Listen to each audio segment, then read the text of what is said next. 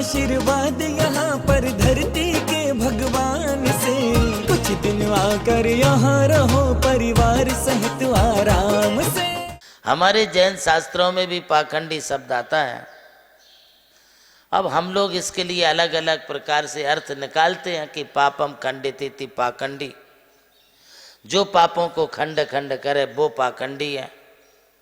किंतु आज यदि आपके लिए पाखंडी बोल दिया जाए, किसी गृहस्थ श्रावक को पाखंडी बोल दिया जाए, तो बोलो आपको कैसा लगेगा? साधु के लिए, किसी जैन साधु के लिए बोल दिया जाए, ये अर्थ प्रचलन में नहीं है। तुम्हारे समाधान के लिए बोल रहा हूं कि जो पापों को खंड खंड करे वो पाखंडी है। बोले पागल, पागल है, पागल है, ऐसा किसी के लिए बोल दिया जाए और धीरे से ऐसा भी ये भी कर दिया जाए कि ये सटकेला है, इसका सटक गया है, तो बोलिए कैसा लगेगा आपको? किंतु फिर अर्थ करते वक्त ऐसा अर्थ कर दिया जाता है कि पापम गालियती पागला, जो पापों का गालन करे वो पागल है। तो बताइए ये अर्थ तुम्हारे समाधान के लिए किए हैं।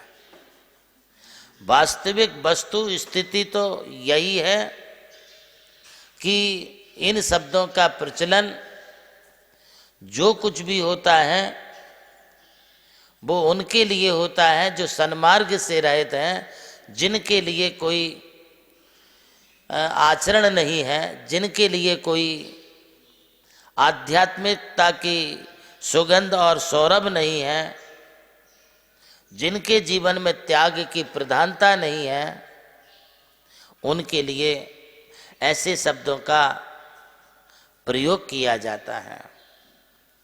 अन्यथा महात्मा जैसे शब्द का प्रयोग करना, साधु संत जैसे शब्दों का प्रयोग करना, ये तो इतने अच्छे शब्द हैं कि जो महान आत्माएं होती हैं, जो आत्माएं सबके लिए आदर्श होती हैं, वे महान आत्माएं हैं। साधु संत ये शब्द ऐसा शब्द है कि जिससे हमारा भारत गौरवान्वित होता है। हमारे देश की विरासत और धरोहर है साधु संत। साधु ये शब्द हमारे लिए कहता है कि बाबा जी साधु बन गए, भैया साधु बन गए। साधु बन गए मतलब साधना के मार्ग में लग गए, संसार की समस्त प्रकार की जितनी भी झंझटें हैं उन सब से बेरहित हो गए। संत कितना अच्छा शब्द है ये संत शब्द। योगी कितना अच्छा शब्द है। योगी का मतलब है जो साधु संत बन करके योग धारणा ध्यान धारणा में जो लग गए हैं, वे योगी हैं, वे जोगी हैं। जरा इन शब्दों के अर्थ को आप अच्छे तरीके से समझिए, इन शब्दों के प्रति आप ध्यान दीजिए। साधु संत योगी महात्मा ये शब्द पूजनीय शब्दों में आते हैं। हम साधु संत महात्मा योगी इन शब्दों का स्वरूप ना बिगाड़ें, इनकी पूज्यता को बरकरार रखें, और यह उन्हीं के लिए संभव हो सकती है जिनके लिए विषयों की आशा नहीं, जिनको साम भाव धन रखते हैं, निज पर के हित साधन में जो निस दिन तत्पर रहते हैं। स्वार्थ त्याग की कठिन तपस्या बिना खेद जो करते हैं, ऐसे ज्ञानी साधु जगत के दुख समूह को हरते हैं। ये है सच्चे साधुओं की पहचान, जिनके लिए पंचेंद्रिय विषय वासनाओं के बिल्कुल भी अंश मात्र भी जिनके लिए नहीं है, जो सभी प्रकार के इंद्रिय विषय वासना और विकारों से रहित हैं, जो हमेशा अपने ज्ञान ध्यान तप में लगे रहते हैं, जो निर्ग्रंथ है, दिगंबर अवस्था को प्राप्त कर लिए हैं, निज स्वरूप में जो तल्लीन रहते हैं, जिनकी चर्या उनके कल्याण के साथ लोक कल्याण के लिए भी कल्याणकारी है, वे साधु यदि अपनी तपस्या करते हैं तो उनकी तपस्या में उनका कोई स्वार्थ नहीं है, वे निस्वार्थ भावना से अपने तप को करते हैं।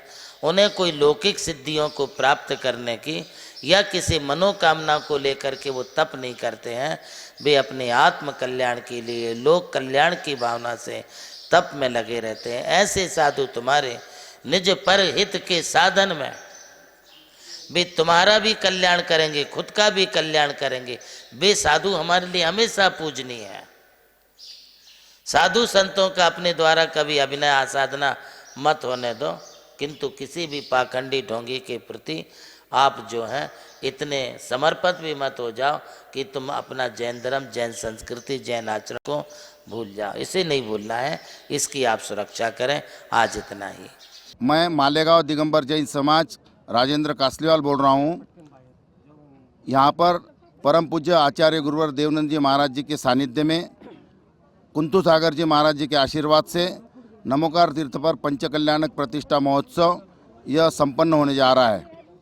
इसमें मालेगांव की समाज, चौका समिति, आरोग्य समिति आदि सभी समितियों की जवाबदारी लेकर पूर्ण कार्य रूप करने जा रही है। इस समाज के हिसाब से आप सभी भारत भर से करीबन 10 लाख लोग यहाँ पर आ रहे हैं, पुण्यार्जन कर रहे हैं। आप भी सम्मिलित होकर पुण्यार्जन करें और सम्मिलित होकर इस कार्यक्रम की शोभा बढ़ाएं। यहाँ पर जो शास्त्रोक्त और आगमोक्त जो होने जा रहा है इस पंचकल्याणक में, परम पूज्य आचार्य गुरुवर कुंतु सागर जी महाराज जी और देवनंद जी महाराज जी का आशीर्वाद है। आप सभी आशीर्वाद के लिए यहाँ पर पधारें और पुण्यार्जन करें। धन्यवाद। प्रभु श्री राम की जन्मभूमि अयोध्या रही और मोक्ष भूमि मांगी तुंगी। इसी यात्रा में उनके चरणों की रथ से पावन हुई ये भूमि राम टेकड़ी, जहां अनादि निधन महामंत्र नमोकार को समर्पित दिव्य तीर्थ का निर्माण हुआ। नमोकार तीर्थ जो स्थित है नासिक जिले की चांदवड़ तहसील के ग्राम मालसाने में, परम पूज्य गणाधिपति गणधराचार्य श्री कुंतु सागर जी महाराज के उत्तराधिकारी शिष्य परम पूज्य सारस्वताचार्य देवनंदी जी महाराज ने कई तीर्थों के जीर्णोद्धार के पश्चात एक ऐसे तीर्थ की परिकल्पना की कि जहां के दर्शन मात्र से ही जैन धर्म का ज्ञान हो सके, जिसके विशाल प्रांगण में प्रवेश करते ही दर्शन होते हैं विश्व के सबसे ऊंचे समोशरण के 108 फीट ऊंचा यह समोशरण बोलता हुआ समोशरण होगा, जो आधुनिक टेक्नोलॉजी पर आधारित होगा। इसकी परिक्रमा आप मिनी ट्रेन और नौका विहार के माध्यम से भी कर सकेंगे। समोशरण में भूतल पर कलिकुंड पार्श्वनाथ भगवान और पद्मावती माता के 24 स्वरूप विराजमान है। प्रथम तल पर चंद्रप्रभु भगवान की 32 फीट ऊंची अति मनोहर पद्मासन प्रतिमा विराजमान है। विश्व के सबसे ऊंचे पंच परमेष्टि के 51 और 31 फीट की प्रतिमाएं भी यहाँ पर स्थित हैं। साथ ही जैनागम के महान गुरुओं को समर्पित अति सुंदर गुरु मंदिर है। ध्यान कक्ष, ग्रंथालय, संत भवन, 22,000 स्क्वायर फीट का विशाल पिलरलेस हॉल और 200 से अधिक कमरों की धर्मशाला, भोजनशाला, समाज जन हेतु कम खर्च में मांगलिक आयोजन के लिए मंगल कार्यालय और आगामी योजना में है जैन नॉलेज सिटी। और इस भूमि पर आकर आपको अनुभव होगा नमोकार केवल एक तीर्थ नहीं, एक दिव्य अनुभूति है। वो अनुभूति आपकी भी प्रतीक्षा में है। अरे लूट लो आशीर्वाद यहाँ पर धरती के भगवान से, कुछ दिन आकर यहाँ रहो परिवार सहित।